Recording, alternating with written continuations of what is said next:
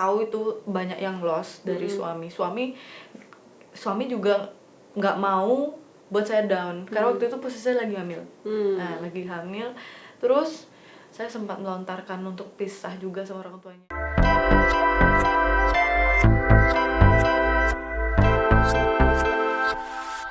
Siapa sih yang tidak kenal dengan keindahan Bali? Mulai dari panoramanya, adat istiadat, dan juga budaya yang masih sangat kental dan juga masih sangat dilestarikan.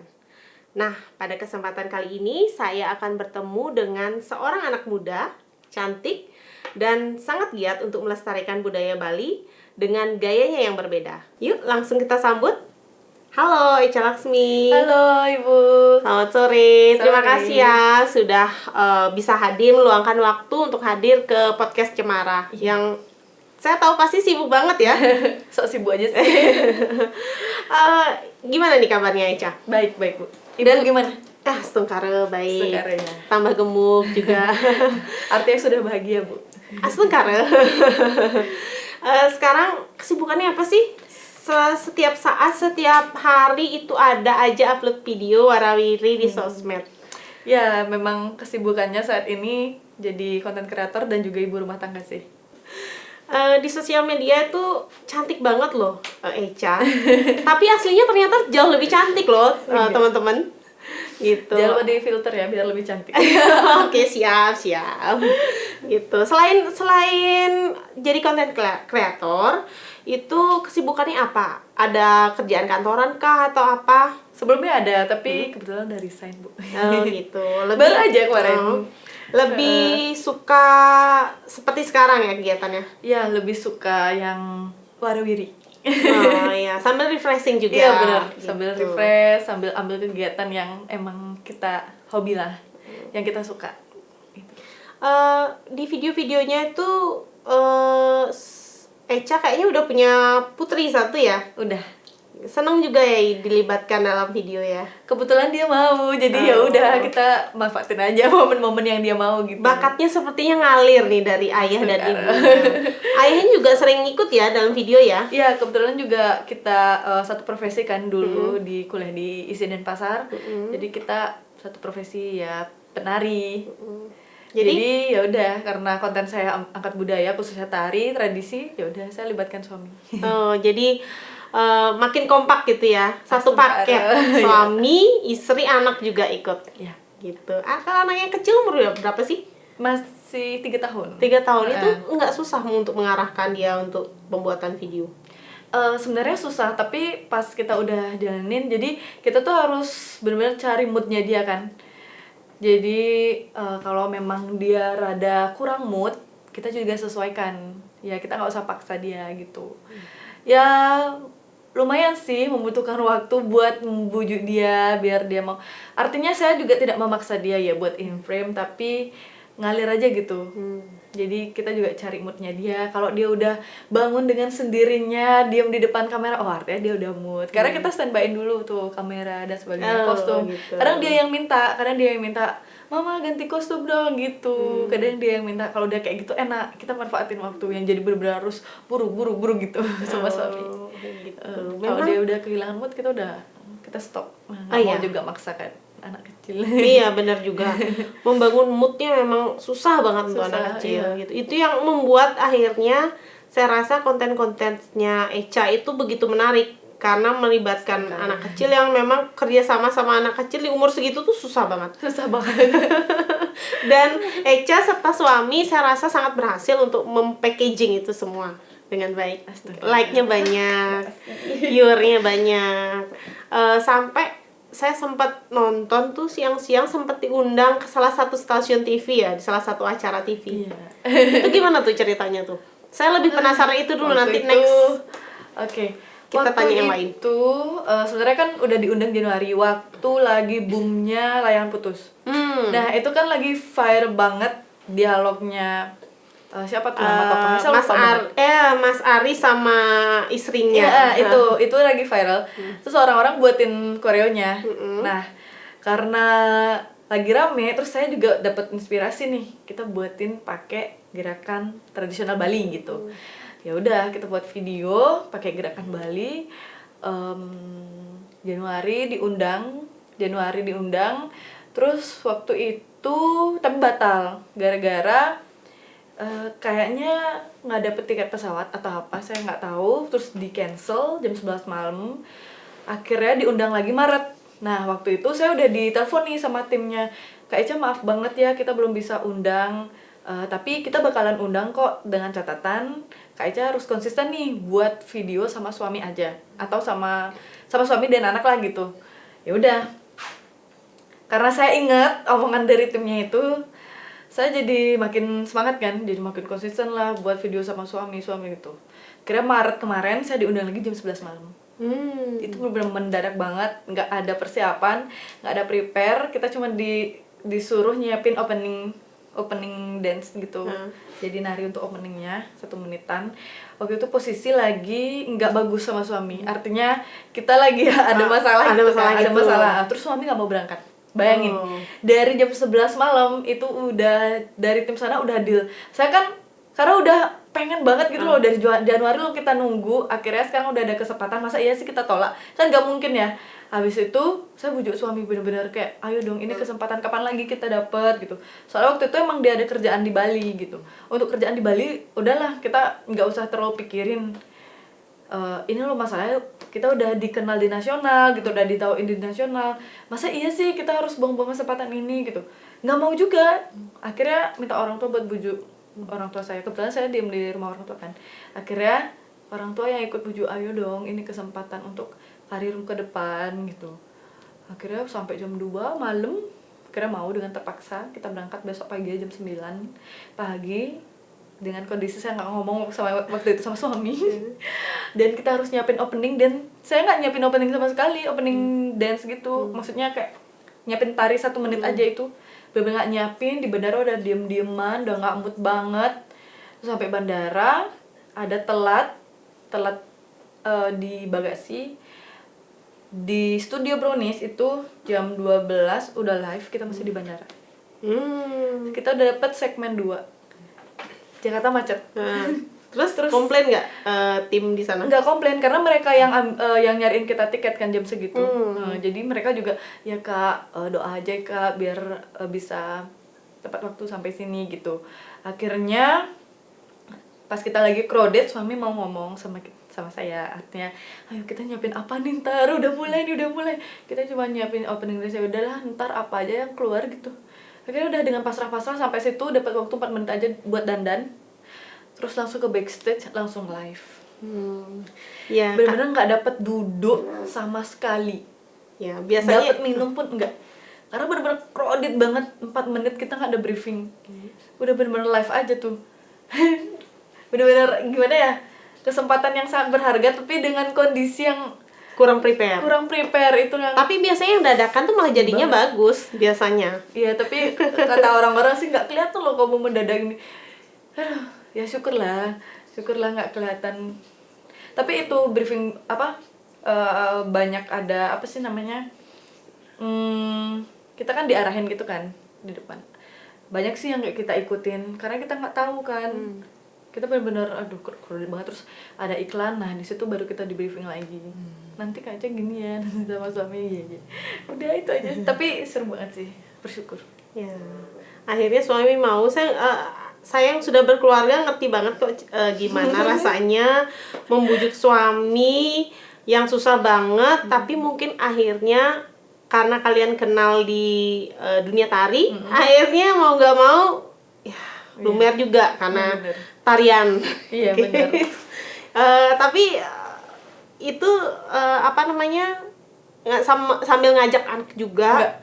Enggak. Waktu itu berdua kebetulan aja? Iya, kebetulan anak dititip karena besoknya saya ada acara pagi sebenarnya di Bali. Gitu. Saya titip anak di kampung karena besoknya mau ada acara. Ternyata di telepon Brownies, kebetulan banget dan nitip anak. Kalau nggak gitu udah pusing. Mau nitip anak di mana jam segitu, malu-malu kan. Wah, pengalamannya udah banyak banget ya Echa dan suami. Boleh tahu nggak kenapa akhirnya Echa memilih dunia tari? Karena latar belakang orang tua sih, beliau punya sanggar di rumah.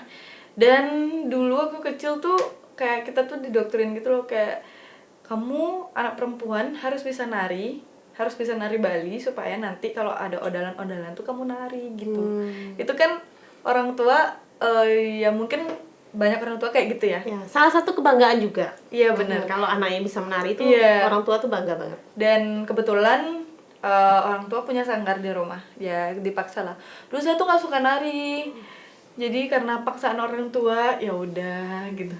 Ya udah dengan terpaksa belajar, akhirnya sekolah dulu di SD tuh benar-benar terpaksa banget nari. Terus sekolah SMP saya ikut ekstrakurikuler tari, dan sebenarnya saya males banget kan datang les, pasti selalu di belakang. Tapi nggak tahu kenapa ada guru yang ngelihat saya tuh selalu kayak gini, kamu tuh sebenarnya mampu tapi kamu males aja gituin. Terus mukamu tuh juga cocok banget kalau dipayasin Bali gitu, payasin tari Bali. Kamu tuh sebenarnya bisa, kamu ada potensi gitu, kamu pasti bakalan jadi gitu, asal kamu rajin aja ekstra gitu. Ini guru saya ini bener-bener kayak ya udah, mulai besoknya saya rajin, saya baris di depan. Pada saat itu saya dipilih untuk ikut lomba, kalau Denpasar PSR ya namanya, kalau di Badung PSP Persenijar gitu. Ada tari Balinya. Terus saya digojlok tuh sama guru, kamu bisa sampai nangis, karena benar-benar belum full banget kan hatinya ke tari gitu. Belum menemukan passionnya di mana. Bener. Terus ya udah, dengan terpaksa saya ikutin gurunya, akhirnya dapet juara. Dari situ mulai seneng, dapet juara, dapat hadiah dari sekolah, dapat hadiah dari orang tua. Itu mulai dari situ, seru banget ya. Satu, karena dulu karena udah disibukkan dengan latihan, belajarnya kurang. Jadi masuk kelas itu jarang gitu, karena kita udah disibukkan latihan. Seru juga nih nari. Selain dapat hadiah dari sekolah, dapat hadiah juga dari orang tua. Jadi apapun yang saya mau dulu tuh emang benar-benar dipenuhin sama orang tua, karena saya mau nari aja. Nah dari situ saya mulai seneng, akhirnya SMA dan kuliah di jurusan tari. Mungkin juga orang tua pada saat itu karena memang background penari, juga mungkin sudah bisa melihat bakatnya Echa. Wah, cocok banget nih kayaknya jadi penerus dan pasti bakal sukses gitu. Iya, gitu. Berkat restu orang tua juga. Iya. Nah, ini konten-konten Echa kan di Instagram, TikTok itu selalu dipenuhi dengan tarian Bali, budaya Bali. Itu tuh perjalanannya awalnya gimana sih sampai akhirnya menjadi trending di TikTok, Instagram gitu. Awalnya kenapa saya ngangkat budaya khususnya tari ya, karena waktu pandemi sebenarnya awalnya iseng-iseng aja lihat-lihat scroll TikTok, karena waktu pandemi itu kita benar-benar jadi tim berbahan gitu kan. Ya udah, saya download TikTok, terus saya buka-buka IG, terus saya lihat orang-orang di TikTok ini kok seru-seru banget ya mereka joget. Kenapa saya waktu ngikutin joget-joget yang di TikTok tuh nggak bagus, istilah Bali tuh nggak pangus gitu loh, badan saya tuh ngikutin. Akhirnya karena waktu pandemi juga saya kehilangan panggung, saya nggak pernah nari, saya nggak pernah pentas gitulah. Akhirnya saya mempunyai ide untuk membuat TikTok dengan gaya Bali. Artinya ada musik-musik TikTok yang viral, saya pakein gerak Bali. Nah dari situ mulai rame tuh. Ya mulai rame. Artinya mungkin orang-orang ngelihatnya aneh ya. Loh, kok geraknya beda sih? Ya tapi dia pakai gerak tradisi loh. Jadi unik gitu menurut mereka gitu awalnya. Terus karena banyak juga poin plus yang saya dapet. Satu sisi saya bisa, artinya berkarya tuh saya nyaman dengan melihat dari basic saya sendiri. Terus banyak komentar positif juga yang datang. Akhirnya sampai sekarang saya menetapkan untuk menjadikan itu sebuah ciri khas dalam konten saya gitu. Oke. Tapi awalnya susah juga nggak sih untuk membaurkan antara musik modern dan juga budaya Bali itu susah juga nggak awalnya? Awalnya sih enggak ya. Saya malah lebih seneng. Jadi ada musik viral, saya buatin koreo sendiri itu malah lebih gampang daripada saya harus hafalin koreo yang udah ada. Oh ya, jadi saya juga jujur suka banget loh sama videonya, apalagi yang sama anaknya tuh. Karena anaknya kayaknya juga ada bakat gitu, ya, lucu banget. Dan juga belum ada loh yang buat video ngajak satu keluarga. Gitu. Jujur saya suka banget. Terus kalau misalnya dari masyarakat sendiri tuh gimana tanggapan melihat video-videonya Echa? Banyak yang suka atau ada juga nggak sih yang julid gitu atau Ada gimana? dong. Oh. Ada. Awal-awalnya tuh banyak memang banyak komentar positif yang masuk, tapi ada juga yang hujat sampai DM kayak kalau konten-kontenmu nari gini terus orang-orang bosen, kamu nggak bakal laku kayak gitu. Tapi saya anggap itu sebagai motivasi saya aja gitu. Dan banyak sih juga yang ini ngapain sih buat TikTok pakai tari Bali, kayak kesannya ngancurin gitu loh. Oh, Padahal sebenarnya saya ngangkat menjatuhkan budayanya. Padahal saya nggak pakai kostum pakem, saya nggak pakai gerakan pakem. Artinya ini buat have fun aja. Artinya saya juga pakai gerak pengembangan, bukan pakai gerak pakem gitu kan. Itu terus banyak juga dulu yang ya itulah ya pasti ya namanya pro kontra itu pasti ada ya, pasti ada aja yang nggak suka gitu. Kira sampai sekarang pun masih ada yang nggak suka. Jadi dulu tuh gini, saya menggabungkan kalau awal-awal sebelum saya menggabungkan musik modern sama tari ini, saya pure tradisi ya, pure tradisi. Saya upload terus ada orang komen, dia bilang kalau kamu cuma nari pure Bali kayak gitu, orang-orang bakalan bosen dan kamu nggak bakalan laku. Nah setelah saya menggabungkan gerakan Bali, ada budaya Bali sama musik modern, orang tradisi hujat saya, kamu ngapain? Ini loh tradisi kita, jangan dicampur-campur kayak gitu, serba salah. Jadi ya saya cuek aja sih, artinya nggak terlalu yang baper gitu. Saya jadikan semua itu motivasi dan sebagai masukan juga. Wah, benar banget, benar. Tapi ada kalanya mungkin kita itu oke lah, sekarang kita menganggap itu sebuah motivasi ya. Pernah nggak di satu titik tuh sampai akhirnya down gitu loh, dengerin komen-komen yang negatif gitu, pernah nggak sampai seperti itu? Yang down banget sih nggak pernah, tapi paling baper 1 jam 2 jam. Kalau kita udah curhat aja, kalau saya udah curhat aja sama orang, saya habis diginiin loh. Biasanya sama suami ya sharing gitu, saya habis diginiin loh, ini di komen, ini diginiin ini. Saya pernah sampai ngomong langsung, ada orang yang hujat gitu, dia ngomong langsung kayak begini. Tapi saya itulah jadikan motivasi, oh ya bener juga sih. Terus kalau udah cerita aja pasti langsung reda, jadi nggak yang gimana ya, nggak yang sedih-sedih banget sih. Nggak pernah sih sampai down, sampai nggak mau keluar kamar gitu, nggak pernah. Iya, karena yang suka jauh lebih Banyak, banyak bener. daripada yang jadi Yang haters hujat, gitu. Haters tuh fans yang tersembunyi katanya. Haters tuh. Nah, ini kan banyak nih yang suka. Salah satunya saya golongan emak-emak. Itu dari kalangan mana aja sih yang suka? Remaja, anak-anak, atau ibu-ibu kayak saya? Lebih banyaknya tergantung enggak, apa yang kalau saya mana. posting sih. Kalau saya postingnya sama anak-anak, banyak anak-anak yang anak-anak yang dateng kayak komen, like. Terus kalau saya posting sendiri dengan membawa produk, ibu-ibu yang datang. Kalau saya sama suami ada yang remaja juga gitu. Tergantung konten yang diupload ya. Ada nggak dukungan followers gitu untuk karya-karyanya Echa tuh, ada nggak? Maksudnya punya fanbase gitu? Enggak, belum sih. belum Tapi sampai situ. untuk kayak gimana ya? Yang sering banget ngechat kayak dia semangatin Atau mungkin ngasih dukungan kayak Echa itu banyak. besok buat konten ini Iya, gitu. banyak sampai di DM gitu, kayak setiap saya upload apa di repost sama dia kayak gitu. Itu ada. Cuman kalau punya akun fanbase itu enggak sih. Belum. Nanti kalau sudah lebih banyak lagi followernya, saya yakin pasti ada. Nah, ini apa sih yang di tengah persaingan kan banyak banget antar seniman, itu apa sih yang akhirnya membuat Echa itu bertahan, bahkan progresnya selalu naik di tengah pro kontra yang ada? Apa sih yang membuat Echa bertahan?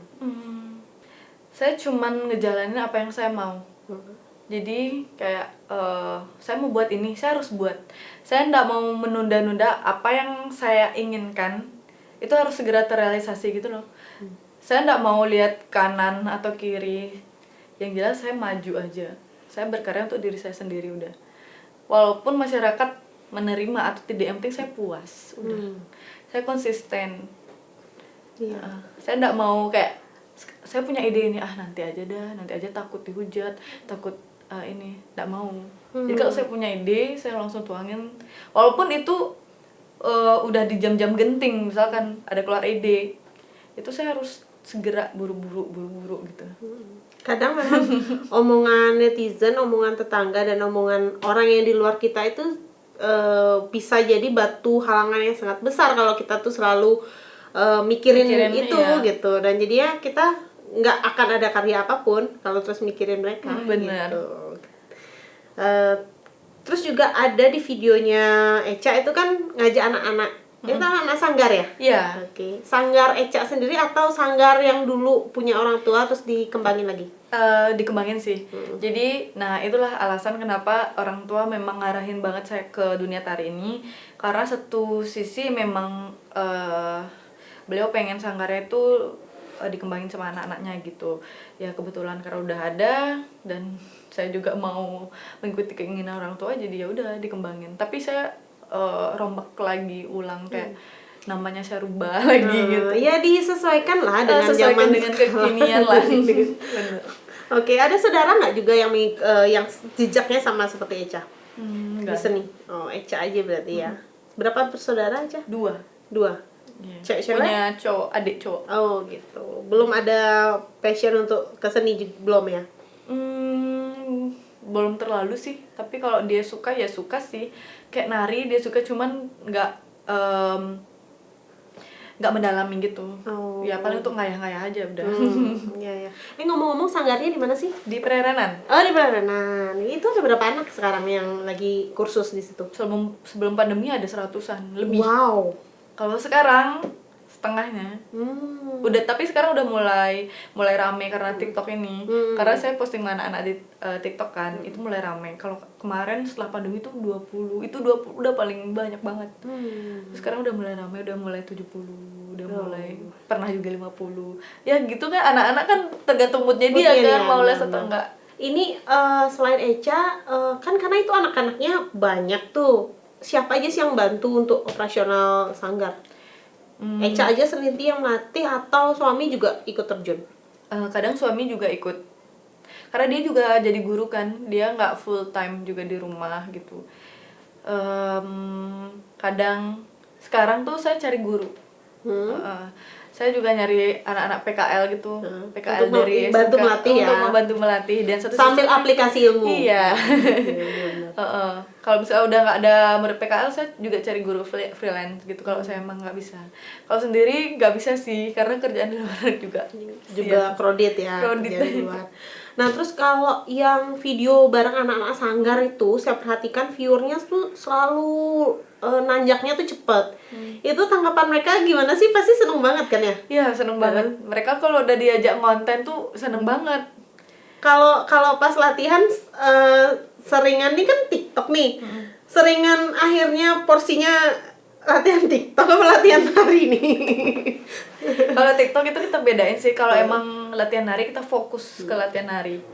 Dan untuk TikTok juga kita ambil sebagian anak-anak yang memang udah menguasai teknik tari, yang belum terlalu bagus teknik tarinya, kita belum arahin ke TikTok gitu.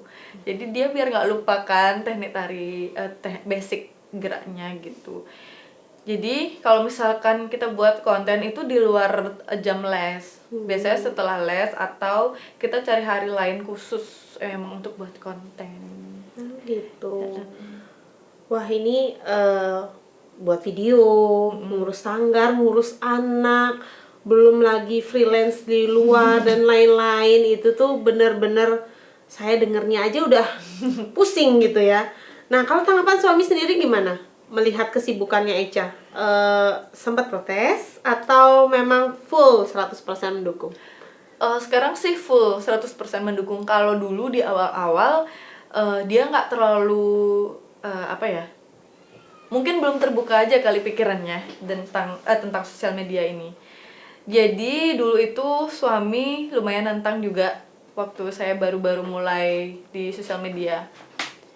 Dan karena dia melihat sisi apa sih cuannya, jadi sekarang dia udah dukung 100%. Jadi dulu sempat berarti ini Sempat. ya protes ya.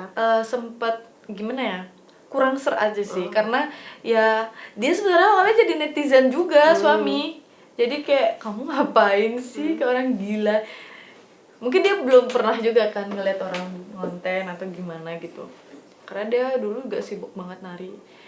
Terus setelah dia ngeliat, oh kamu ngapain sih main TikTok, nanti kamu terjerumus sama yang lain-lain lagi gitu, goyang-goyang gak jelas. Enggak, kok aku gak goyang-goyang gak jelas gitu. Lihat nih, terus dia tuh lihat kalau saya tuh lagi seneng, happy banget kalau udah di TikTok, viewersnya banyak, terus ya ada komen ini dan terus dia lihat tuh seru, kok seru banget sih dia. Terus dia lihat, iya lo komennya banyak, terus dia baca-baca. Dan kagetnya lagi itu kan ya saya freelance jadi content creator kan, ada cuannya gitu. Terus dia lihat, dia kaget banget. Hah, kamu punya uang segini dari hasil konten aja. Terus baru dari sana dia mulai mau dengan ikhlas memberikan dirinya. Nih apa namanya, akhirnya ikut terlibat juga ya sering video-videonya ya. Akhirnya membuat konten duet sama dia. Ya, memang lucu sih, suaminya lucu. Iya, dia kalau Di mood tuh konten gitu. lucu. Terus apa namanya, buat video tuh kan susah ya. Kalau Echa sendiri nih,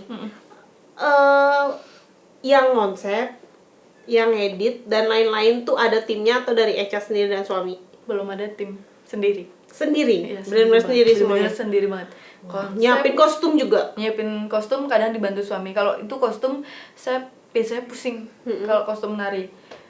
Jadi yang lebih tahu itu suami. Kalau masalah konsep video, terus konsep editing sama konsep apa nih? Pengambilan gambar sama angle-angle itu saya sendiri. Jadi buatin storyboard dulu, terus kalau bisa saya pendem sendiri kayak tulis di otak aja. Tapi sekarang udah mulai lemah kayaknya, karena jam tidur kan emang kurang banget kan. Kita emang dari awal konten tuh jarang banget tidur. Apalagi dulu saya masih kerja kantoran, hampir nggak tidur. Kadang jam 4 baru selesai edit, terus belum lagi nyiapin konten buat besoknya gitu sih. Kalau dulu tuh masih tidurnya 2 jam 3 jam tuh udah aget gitu loh. Karena besok harus kerja kan. Harus kerja jam 7 udah bangun gitu. Kalau sekarang karena udah resign, jadi lebih leluasa, lebih longgar ambil job-job gitu. Tapi sekarang udah mulai bagi tugas sama suami saya, udah kayak nyuruh dia belajar edit. Sekarang dia udah mulai bisa edit. Sekarang udah mulai bantu buat konsep. Gitu sih.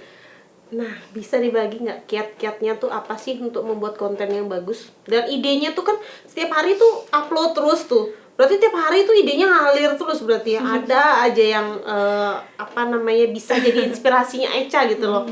Buat untuk akhirnya membuat satu konten yang menarik. Apa tuh kiatnya tuh? Jadi gimana ya? Saya juga nggak ngerti ya. Jadi kalau saya orangnya gelisah banget kalau besok tuh nggak ada konten yang saya upload gitu. Jadi sekarang tuh saya benar-benar harus kayak gini. Saya lagi kerja, tapi saya juga lagi mikir besok buat apa ya gitu. Terus di jalan kayak lagi macet, misalkan saya lagi nyetir, saya lagi macet, di situ saya cari ide. Kalau saya nggak dapet ide di sosial media, saya cari ide di sekitar, di kehidupan saya sehari-hari, terus di sekitar rumah, gitu aja sih. Keseringan kayak gitu. Jadi otak ini nggak pernah istirahat udah. Nggak pernah off ya. Nggak pernah off. Jadi terus mikir. Jadi kalau sekarang saya harus udah punya konten 3 hari ke depan. Saya harus udah punya stok kayak gitu. Kalau bisa. Tapi dari kemarin-kemarin sih udah kayak gitu. Kita udah punya draftnya gitu. Ya memang kalau bakat itu gampang lah. Memang Echa sendiri sudah punya bakat, jadi saya rasa nggak sulit untuk baru belajar menciptakan karya itu. Ya dari keseluruhan proses, mulai dari buat konsep, editing dan lain sebagainya, itu proses yang paling sulit menurut Echa tuh yang bagian mana? Bagian apa ya? Editing kah mungkin karena perlu waktu untuk belajar mood. Jadi moodnya ya, dan inspirasinya. Iya. Mood itu kadang keluarnya di jam-jam 2 jam 3 itu. Jadi kan misalkan saya udah buat konten ini 1 hari, saya udah dapat 5 konten, seharusnya udah edit kan. Seharusnya misalkan jam 11 malam udah selesai konten, setelah itu kan harus bisa edit tuh jam 12. Tapi saya enggak. Saya pakai leyeh-leyeh dulu, pakai tiduran karena nggak ada mood. Kadang mood datang jam 3 pagi, saya kerja tuh jam 3 sampai jam 6 kadang. Kayak gitu. Jadi nyari mood tuh yang kadang-kadang ayolah harus ada boosternya gitu loh. Kayak kadang-kadang malam-malam pesan rujak. Biar ada mood. Di mana aja. tuh? Ada di Gojek. Atau mau pesan sate itu sama Susana. Kayak gitu harus cari mood. Itu sih kayak yang susah. Nah, bener ya emang itu saya rasa itu bagian yang memang benar-benar paling susah dicari ya, nggak bisa ditentukan soalnya kapan kita dapat mood dan enggaknya. Nah, kalau masalah stuck atau kreatif blog itu kan adalah hal yang paling ditakuti ya terutama oleh konten kreator. Pernah nggak Eca mengalami stuck gitu? Nggak ada ide sama sekali gitu? Pernah. Aku tuh lagi ada masalah lah. Lagi ada masalah yang bertubi-tubi banget, sampai bener-bener nggak bisa berpikir sama sekali. Terus gimana ya, bener-bener nggak mau ketemu sama orang. Pernah murung di kamar beberapa hari tuh, 2 hari kayaknya, bener-bener nggak ada ide. Waktu itu untung udah ada stok video, jadi pagi saya upload dulu, terus siangnya udah murung nggak jelas kayak gitu. Pernah. Terus saya ke psikolog. Healingnya psikolog. Iya. Ikut hipno sama dulu ikut kelas. Untung banget pada saat itu ada kelas Power of Mind. Jadi di situ saya belajar benar-benar nggak ambil kerjaan, benar-benar taruh HP, tapi tetap upload tuh tetap nggak mau bolong lah. Saya ikut itu kelas itu. Akhirnya setelah di situ saya terteatre. Saya waktu itu ke Nusa Penida, jadi benar-benar healing, refresh gitu loh. Kayak istilahnya ngecas tuh nggak, ngecas baterai udah low banget nih. Akhirnya setelah itu saya mulai malah lebih ide tuh lebih jeng-jeng gitu lagi ya. Lebih apa namanya, boom, kayak ngerasa boom banget, lebih ngerasa banget powerful nih. Terus ada masalah udah gas aja ya, bisa sambil senyum gitu. Pas awalnya udah murung, udah ngerti, udah mau nangis. Untung nggak bunuh diri ya. Udah tinggal murung di kamar aja sih waktu itu. Berarti itu juga salah satu titik terbawahnya Eca nggak? Atau ada lagi hal yang menjadi titik terbawahnya Eca akhirnya sampai benar-benar mengganggu banget kehidupan Eca? Ada nggak? Ada sebelum itu, waktu kemarin yang sempat ngerasain kreatif block. Itu gara-gara ada masalah sama klien. Ada masalah sama klien, sama keluarga juga. Terus sebelum itu ada masalah keluarga yang benar-benar ngerasa kayak udah bakal mati besok aja udah. Pernah. Maaf ya, saya minum dulu. Silahkan. Kalau boleh tahu apa sih yang Eca rasakan pada saat berada di titik terbawah banget dalam hidupnya Eca? Sedih sih pastinya. Sedih dan bersyukur Tuhan udah ngasih cobaan. Sedih dulu, baru akhirnya bersyukur karena banyak hikmah juga. Mau nggak mau kan kita harus lewatin tuh masalahnya. Kalau keluar kan belum tentu kita bakal dapat hikmah yang bagus. Nah, pada saat proses ngelewatin masalah itu tuh yang benar-benar berat banget. Jadi benar-benar kayak tertatih gitu loh jalannya. Itu pernah. Waktu itu masalah keluarga sih. Nah, sekarang tadi udah nih ngomongin konten-kontennya Eca, ngomongin sedikit tentang keluarga Eca, karir Eca. Nah, sekarang saya ingin ngajak Eca untuk di sesi mistake and value. Setiap orang kan pasti pernah punya kesalahan, dan dari kesalahan itu juga kita akhirnya mendapatkan nilai yang bisa kita pelajari untuk yang akhirnya bisa meningkatkan kualitas diri kita. Nah, ada nggak kesalahan yang pernah Eca buat yang bener-bener nyesel gitu, ada nggak? Apa ya? Yang bener-bener nyesel. Mungkin kesalahan berdua kali ya sama suami, nggak yang Bukan sendiri. sendiri. Karena apa-apa keputusan itu pasti saya selalu berdua. Heeh. Bener banget, Apalagi harus. kalau yang punya risiko besar, Mm-mm. itu pasti berdua sama suami. Ya itu sih yang pernah menjadi kesalahan sih di dalam hidup. Dulu pernah bisa diceritain Boleh, sedetail kalau apa? saya seneng banget kalau Eca mau sharing di sini. Di Jadi podcast dulu saya. itu kita baru nikah. Jadi kemarin tuh kan saya nikah sama suami itu ada paksaan dari orang tua. Jadi Dijodohin atau gimana? bukan dijodohin karena mama saya meninggal. Beberapa bulannya lagi bapak saya tuh merasa banget kesepian di rumah. Nah itu karena pacar saya waktu itu karena suami saya waktu itu sering di rumah karena bantu-bantu kostum, bantu-bantu ngajar juga kan dulu. Langsung dah itu kita disuruh nikah supaya rumah itu ada yang jagain. Karena ya mungkin niatnya bapak itu mau jadi trune lagi, jadi mau jadi anak muda lagi, mungkin nongkrong atau apa. Akhirnya saya mauin.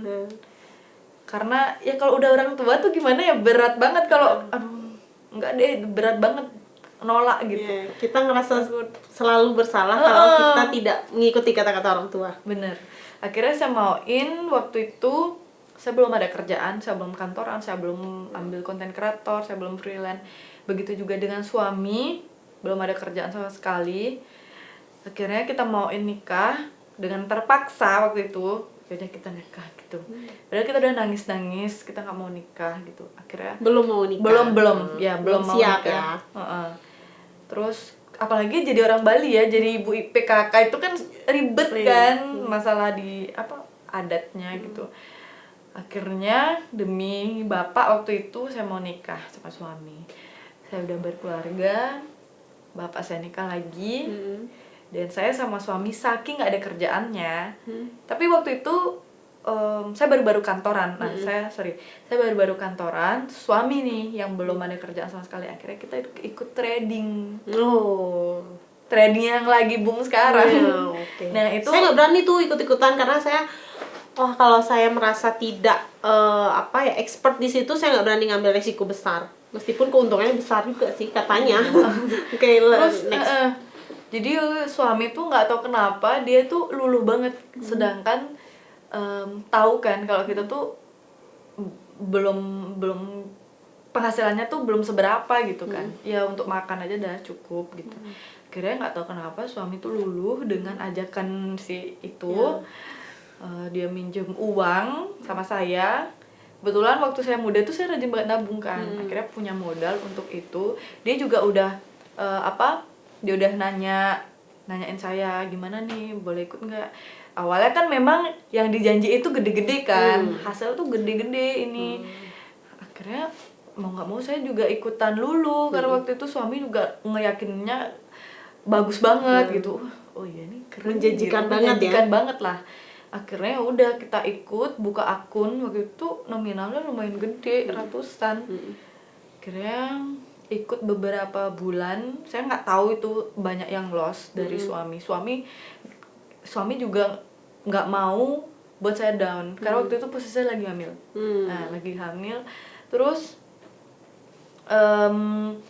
suami bilang ke saya tuh baik-baik aja terus, ini uangnya udah kembali kok, uang modal udah kembali, udah aku tabungin, udah aku taruh di ATM udah. Oke, jadi kan saya enak ya, lahiran udah ada modal dan sebagainya. Dan pas udah deket-deket lahiran dia stres. Dia sampai rumah tuh ngamuk sampai apa sih namanya ini, migrain. Enggak apa sih, banting kepalanya ke tembok gitu. Saya Oh. pusing. Loh ngapain nih orang, saya kaget banget kan waktu itu. Terus akhirnya dia cerita ternyata kejadiannya tuh seperti ini, di luar dari apa yang udah dia omongin, jauh banget gitu. Yang Ternyata jaga dia psikologisnya Eca juga ya waktu itu. Ternyata lossnya udah banyak banget sampai dia juga minjem, mau nggak mau dia juga harus minjem uang di tempat lain. itu bener-bener mau lahiran banget, lagi 1 bulannya mau lahiran. Itu bener-bener kita yang stuck. Saya nggak bisa ngomong apa karena uang modalnya saya speechless banget. Yang katanya dia udah dapet bunga ternyata nggak dapet, dan ditambah lagi dia minjem di tempat lain. Itu berkali lipat sih bebannya. Akhirnya saya ya udah lahiran. Tapi kita dari trading itu kita dapet sih, yang kita sisihin beberapa gitu, nggak banyak juga, ya cukup untuk lahiran aja. Itu tuh bener saldo kita tuh nol banget. Kita mesti ya nyiapin baby lah, nyiapin ini loh anak pertama gitu loh. Anak pertama kan kita tuh pasti protek banget, kayak persiapannya ini itu yang pastinya kita tuh mikirnya yang premium harganya juga lebih mahal pengen kan. Iya, pengen yang spesial gitu kan, barang-barangnya dia. Akhirnya saya nggak bisa ngomong apa lagi karena kita benar-benar nggak ada uang. Suami juga nggak ada, penghasilan saya juga nggak seberapa kan dulu gitu di kantoran gitu, cuman ngandelin itu doang. Dan sedih banget deh kalau inget-inget tuh, sedih banget. Sempat ini nggak tuh akhirnya tuh renggang sama suami? Sempet renggang. Jadi saya tuh, nah dari sini dah saya sedih. Saya bilang sama orang tua ya dia, kalau saya tuh nggak kuat gitu, saya nggak kuat dengan apa sih, bukan bermaksud materi juga ya, dengan penghasilannya dia, terus pengeluaran saya juga harus bertambah sekarang dengan membayar hutang gitu kan, membayar hutang di tempat lain karena kita udah lost banget dah, udah nggak dapet anggaplah nggak dapat bati lah dari bisnis trading nih gitu, sedangkan kita harus bayar utang gitu. Udah pasrah banget sih waktu itu. Saya sempat melontarkan untuk pisah juga sama orang tuanya, cuman orang tuanya bilang tahan dulu gitu, kamu baru punya anak, nanti kalau anak menanya ayahku mana, kamu harus jawab apa? Masa iya sih kamu hanya dengan masalah ini kamu kuat. Ya untung mertua saya tuh baik banget kan, jadi saya benar-benar dikolon, benar-benar dituntun juga, karena apalagi mama saya udah nggak ada, bapak saya punya ibu tiri. Nah saya nggak pure kan berani cerita atau apa gitu, tapi ibu tiri baik banget sih, dia yang bantu juga bayar. Akhirnya waktu itu saya bangkit, saya berserah sama Tuhan, saya cuma minta kekuatan aja buat melewati masalah ini gitu. Akhirnya Tuhan jawab, karena mungkin saya udah ikhlas dengan masalahnya, hikmahnya banyak banget. Saya jadi bekerja keras, saya jadi apa sih, nggak mikirin orang lain gitu loh. Kayak sekarang saya jadi content creator, saya nggak mikirin orang lain, ya udah yang penting saya dapet cuan, saya bisa bayar utang, saya bisa bayar utang udah gitu. Itu juga jadi salah satu motivator saya tetap konsisten kerja ini. Ya gitu sih. Cobaan yang terjadi di awal pernikahan itu berarti salah satu hal yang menjadi apa ya, titik balik mungkin, sehingga dirimu lebih bekerja keras, lebih membuka pikiran juga, membuka mata, ternyata dunia itu seluas ini loh. Bener-bener kita harus explore. Kayak kalau dulu kan mungkin sebelum ada hutang, saya di situ-situ aja, kayak udah kerja kantoran udah aman, udah ini aja udah aman, udah penghasilan segini aja udah cukup. Tapi ternyata setelah punya hutang nih, saya jadi merasa loh ternyata dunia ini seluas ini loh. Saya bisa jadi content creator, saya ketemu banyak teman, saya apa sih namanya, bisa bekerja dan mendapatkan hasil yang lebih besar lagi. Ternyata di luar itu masih banyak yang perlu kamu pelajarin, yang perlu kamu explore. Jadi itu yang saya bersyukur banget, Tuhan ternyata jawaban dari masalah itu se-amazing ini loh gitu, sampai saya berada di titik sekarang gitu, sampai orang-orang kenal saya gitu kan, kayak bangga banget gitu kan. Oh ini mungkin salah satu dari jawaban Tuhan kalau kita udah mengikhlaskan masalah, soalnya lumayan gede juga utangnya kan, jadi beban banget sampai iya bener loh, masalah keuangan, baru punya anak, habis itu mungkin waktu itu kita juga penghasilannya masih nggak cover lah semuanya, pastilah stres. Stres banget. Terus pandemi lagi. Pandemi itu kemarin untung banget kita bisa bayar setengahnya. Jadi ya nggak kalau bilang stres sih pasti stres, tapi ya bisa lah kita minimalisir pikirannya ke sana gitu. Kita jadi fokus ke anak, dan untuk makan tuh cukup lah gitu. Bersyukur banget sih sampai saat ini ternyata udah mau 2 tahun, udah mau 3 tahun kita bisa loh ngelewatin dari bulan ke bulan. Itu kan setiap bulan tuh saya udah wah ditagih nih, udah cicilan nih per bulan. Tapi semakin kita nggak pikirin, semakin ada aja berkah. Seperti itu. Kadang masalah itu bisa jadi cambuk buat kita.